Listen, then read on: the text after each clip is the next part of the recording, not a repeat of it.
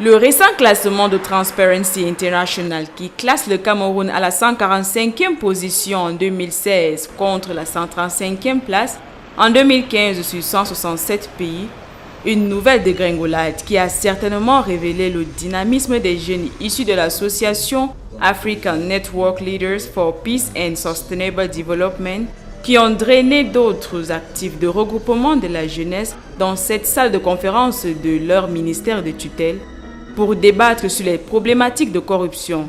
Ceci en prélude à la journée mondiale de la lutte contre ce fléau.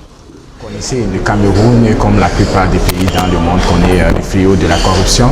Donc, il a semblé opportun pour nous d'organiser un atelier de 3 jours de formation des pères éducateurs, des jeunes pères éducateurs sur la lutte contre la corruption.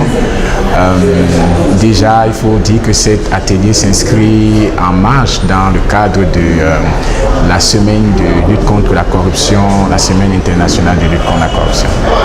En présence du représentant du ministère de la Jeunesse et de l'Éducation civique, la centaine de membres d'associations ont pris part à cette première journée, marquant le début de cette formation de 72 heures, spécifiquement axée sur les techniques à adopter en vue de devenir un père éducateur exemplaire.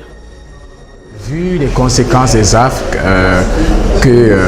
du moins que la corruption engendre dans notre pays, il est question d'outiller, de capaciter les jeunes sur les différentes approches définitionnelles, les méthodologies de lutte contre la corruption, les différents instruments juridiques, institutionnels en matière de lutte contre la corruption. Un accent est mis sur la stratégie nationale de lutte contre la corruption.